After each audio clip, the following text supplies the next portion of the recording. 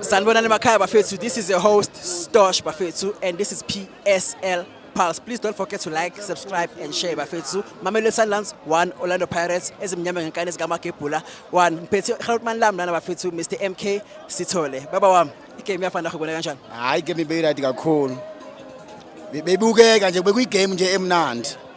Nabafana babonise nje ukuthi bazimisela ukusebenza bafuna amagoli. Kwalile nje kodwa no lineman njalo sibanje offside angazi. Yinto engikhalisayo kakhulu kodwa abafana bona hayi ngibasona. Do you suspect something kulama offside ukuthi maybe they got it all wrong? Ya kade sibanjelwa kahle kahle. Phela lo lineman ungathi nawo banamateam abawafevayo. Yayibona into nje sidonzwa ngomlenze. Kodwa ngifuna ukubongela umfana uDenson. Into ayenzile ngoba bese kuthiwa akaphume washaya igoli kwathuleka e-stadium. So as a player ayikho umuntu ungalenza iphutha egroundini. Wonke ama player alenza iphutha kodwa umuntu mayenza iphutha kumeshaya izandla.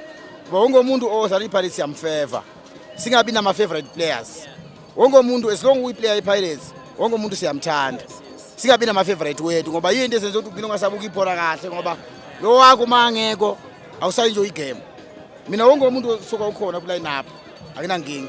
So ngiyabonga mfowethu. So looking at today's draw mawubhekile isimo seBetway Premiership isibeka kuphi? No njoba ime kanje imnandi kakhulu ngoba still siba nama 2 games in hand. So angeke silose 2 games in hand. So kwazi ukuthi sibuye shaya 6 points kulo 2 games siye ngaphezulu kwabantu. Uma bese wina lawo ma game siya ngaphezulu kwabo so lala singaphezulu kwabo. Bayazi nabo. Njoba thela amanzi kanje egroundini ukuthi sishelele kanje sesiyabhukuda ke manje eLoftus. Kodwa ngokwebhola singaphezulu kwabo nabayazi. Badlala against national team.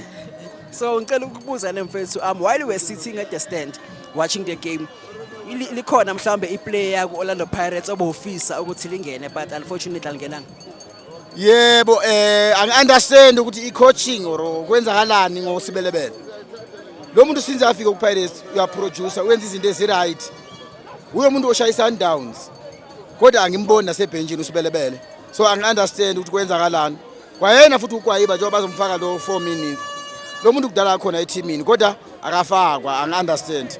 Lo muntu mahlala isikhathi side ebhenjini uyarusa. Yena sephuma out of form. Ngazongena wenza amaphutha ukuthi akaphume. Abantu abanga-understand ibhola. Igame time akanayo.